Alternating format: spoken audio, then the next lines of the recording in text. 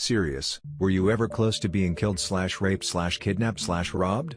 If so, how did you avoid it/get away? When I was a young boy, probably 12 or 13, my dad and I took a spontaneous vacation to Duluth, and since I'd never been there. I'd honestly never been on vacation before, so I was so excited to experience being somewhere awesome just for the fun of it. We had decided before leaving that would save money by skipping the hotel and sleeping in the truck in a rest lot. He'd sleep on an air mattress in the back of the truck, with a topper, and I would sleep in the cab. We found a rest stop in town and went to sleep. At one point in the middle of the night I had to use the restroom, so I left the cab and used the men's room at the rest stop. There was one other guy in there using a urinal. The best word I can use to describe him was soggy. He looked like a mess. I'm pee shy, so I just stood at a different urinal for a few seconds and promptly left. He was blatantly watching me the whole time. I get about halfway to the truck when I see he's following me. I begin to run and so does he. I manage to barely get into the truck on time to lock the door behind me, where he's now pulling on the handle, breathing heavily. I begin to yell, "Dad, Dad, wake up, wake up," and he pops up from the back like a meerkat. The guy locks eyes with my dad and quickly makes a 180 into a minivan and they speed off. I've honestly never given it all that much thought since it happened, probably just tried to repress it or something. Having typed it out, I'm kind of shaking a little. When I was in my 20s, I got home from a business trip in the middle of the day and was driving back to my office from the airport, which involved being on the interstate for 50 miles or so. This was in the 80s, and cell phones weren't a thing yet. An old car with two men inside starts following me, then they pull up beside me. The man in the passenger seat tells me that one of my back wheels is about to come off the car. Okay, well, my car was fairly new and was running fine as far as I could tell. No handling problems, nothing.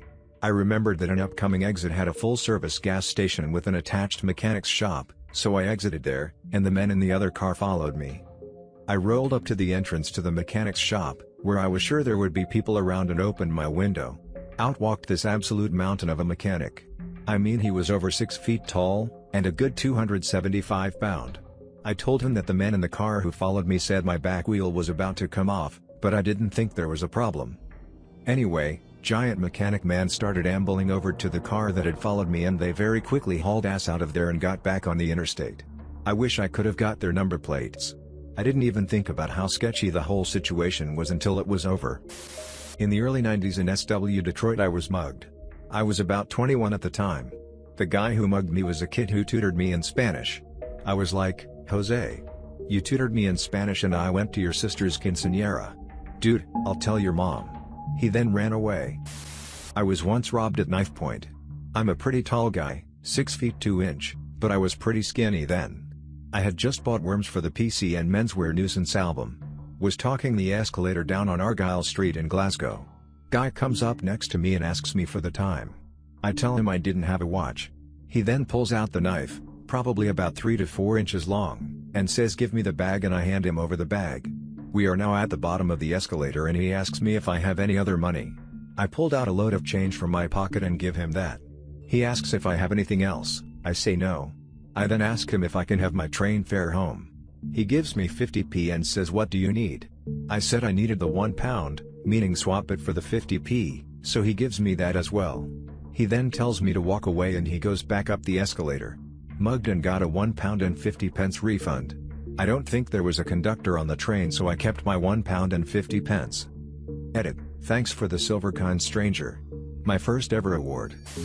When I was 9 or so, I went to the bathroom in a restaurant that was in a mall, peed at the urinal, and a big mentally disabled guy was standing behind me. When I turned around, he frightened me and said he wanted to show me something, and grabbed my wrists and tried to pull me into the stall. I pulled my arms but he would not let go. When I was 9 I thought he either wanted to show me a giantess or hurt me in the stall. Just as he was pulling me across the stall threshold, he let go of one wrist to close the stall door. I kicked him pretty hard in the leg and pulled my other arm away and got free. Ran out to my family that was eating in the restaurant and sat down. I didn't say anything, but they all knew something happened because I was white in shock, and just then the guy was speed walking out of the bathroom leaving the restaurant. My mom said, "What happened?" I just said that guy tried to pull me into the stall, and my 70-year-old grandmother jumped up and chased him before I finished talking. They made it to the mall, and just by chance there was an undercover mall security guy sitting outside the restaurant, and tackled the guy cause my grandmother was yelling to get that guy. Well, I made a throwaway for this, so here goes. I'm a guy and I nearly got killed by another dude when I was 19. This is how it all went down. I was at a bar and 3 shots in when I met him for the first time. Dude seemed nice enough, I was horny, so we danced and talked for a bit. He passed me a bottle that he drank from, so I thought it was safe to drink some of whatever was inside. I think it tasted like iced tea? I'm pretty sure it was some kind of drug, because in no time at all, I was drunk as a skunk. At the time, I thought I had gotten my money's worth. The guy took this opportunity to essentially drag me out of the bar. I was so disoriented, I don't even remember how I got my coat on. My friends saw the guy and talked to him for a moment before I was whisked outside. I guess they didn't clue into how f up I was. The guy did not know where he was going, he clearly didn't come from my city, so he called a taxi. I don't remember the ride, but I do remember getting out of the taxi with him. The guy dragged me to different places, looking for a place where we could smash. I remember thinking, why isn't he as f up as I am? After about an hour of searching in the snow, he found a dark area behind a dumpster. It started off with making out, but then he pushed me against a wall and pretty much went for it without any lube or condom. As you can imagine, I don't really remember all of it, but I do remember the pain and saying stop over and over.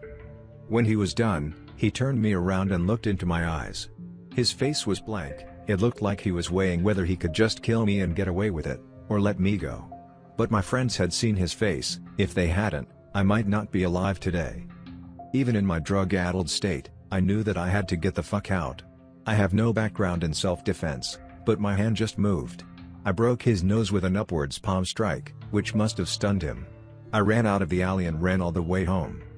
I had bruises on my back and neck, and I bled from my ass the night of. I just sat there in the bathroom and cried for about an hour. I didn't report the rape or go to the police. It was just too much. I thought that I had HIV, so I spent months wondering before I could get it tested. I should have got PEP, but I didn't.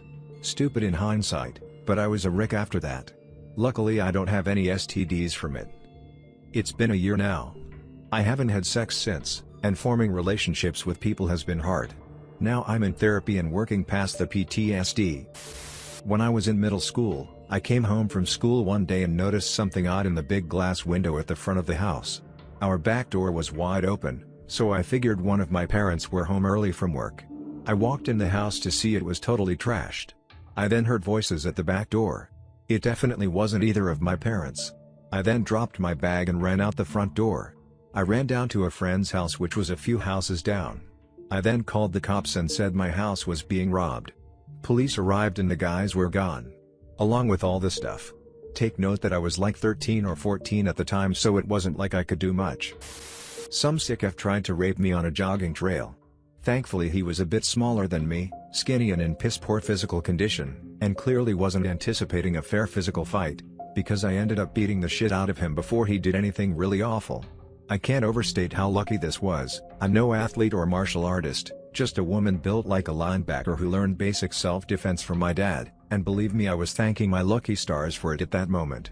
Because of the adrenaline rush at the time, I didn't really process it properly and wasn't panicked in the least. I was mostly worrying about all the 12-year-old girls I'd seen on that trail playing Pokémon Go that day. Took a few weeks to sink in how badly that could have gone for me, and I still get really uncomfortable when I hear about girls getting raped or murdered on jogging trails. I have been shot at before. I avoided it by running, losing a shoe as I did and gashing my foot pretty badly. I had a gun put to my face, but I just told the guy, whose very intense conversation I was interrupting, that I didn't have a phone, true, and I was going to sit behind the nearest tire and finish my juice. Which I did. No one was shot. I got held up at gunpoint one night while jogging. I was doing a late night run to try and help with my mounting depression/insomnia. I had been thinking about killing myself for a while, and the one thing that was holding me back was the idea of my family thinking they had failed me, so I figured, win/win, right? I asked the guy to shoot me and started walking towards him. I was asking nicely, too, but I think it freaked him out because he started screaming at me and saying shit like, "Take another step and I left can shoot you." So I kept taking more steps. He turns and runs and I start running after him asking him to shoot me. It was really dark, and I never saw a gun, so maybe I just called his bluff, or maybe he just didn't want to kill anyone. Either way, not my proudest moment, running after my would-be mugger, crying. That was a long and sad run. I've been robbed once, mostly because I got lost and walked into the wrong part of New York on my own, not knowing that I should steer clear of that area. Was threatened by two people with knives, handed over something like $200 I had on me. They didn't believe that I didn't have anything else. I had a cell phone and a watch, but both were of the $10 Walmart variety and they didn't want those, so they rifled through my pockets and took my passport, tore my t-shirt in the process, pushed me into a wall and then scrammed. Luckily I didn't have anything worse than a few scrapes and bruises.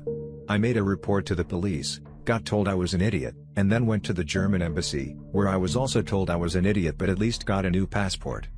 Edit. I see my original post gave something of a wrong impression of the New York City Police in my original post, was typing this out on my phone and trying to keep it brief as a result. They never actually called me an idiot. The police officer very politely pointed out that this wasn't the best neighborhood of New York and that it had a history of crime, and that it wasn't the best idea to be walking through it, alone, after dark, and looking like I was obviously a tourist. I then said something like, "So you're saying I was a bit of an idiot?" To which the officer replied, "You said that, sir, not me." Also, this was in 2008, or 2009? Thereabouts. Anyways. I left El Salvador to live in the US when I was 13. Last year, now I'm 25, I visited for the first time. El Salvador is known as a country with gangs pretty much everywhere. So one time my grandma wanted to get bread for breakfast, so I insisted to get it since the place was a 5-minute walk from the house. When I was on my way back home, at least 6 kids probably around 15 surrounded me, all of them with a gun. They asked what I was doing in their territory, because they've never seen me before. I told them I was just visiting my grandma and I came from another town. One of them called, I guess their boss or something, to confirm I was related to my grandma. Luckily my family is well known in that area, so one of the guys said, I could go but not to go out alone, because if it wasn't for my last name I would have been dead. By the way, I was born in the US and went back with my parents when I was 1. No deportation, we just went back. I was around 5 and was pretty much forced to play with my cousin who was about 12 at the time, and the entire thing was messed up with me getting molested, telling my mom, her telling me to deal with it myself, and this all went on a couple times a month until I was 7. Pretty much it started getting too far for my sister to not intervene. I don't blame her, she has really bad anxiety, and I just remember her shouting at him and dragging him off me. She's 4 years younger than him and was always really small and frail, so I really appreciate that she stopped him. Summary: my sister stopped my cousin raping me when I was around 6/7. I have been mugged 20 times. I really only got out of it twice.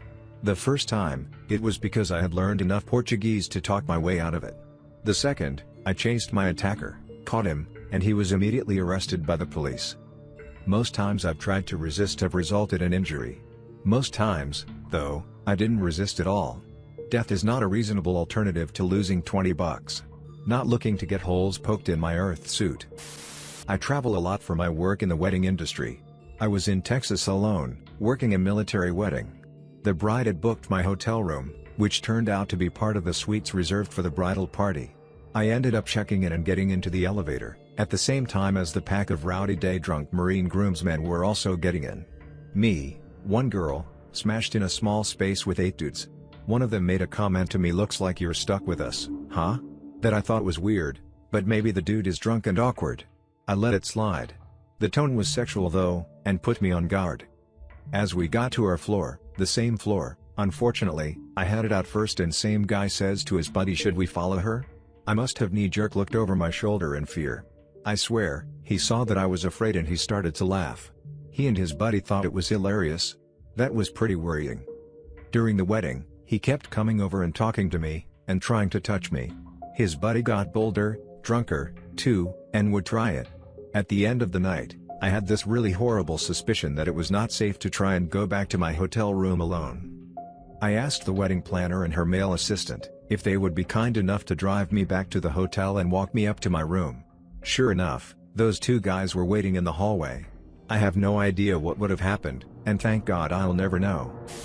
I was returning from a job out of state. I had helped my brother with a carpentry project and it was pretty late at night. I pulled over at a highway rest stop to take a whiz, and as I was standing there doing my business, I see a guy out of the corner of my eye, standing maybe 3 feet back instead of walking towards the line of urinals beside me. Something caused me to look the other way, and there was another guy standing there moving in on me. I grabbed a can on spray paint out of my jean jacket pocket, and turned around with my dick out and sprayed them both pretty bad in the face. I realized then that the second guy was armed with a length of pipe. I got out of there and called 911, and told them about two guys with blue paint all over their faces at the rest stop, who needed to be questioned.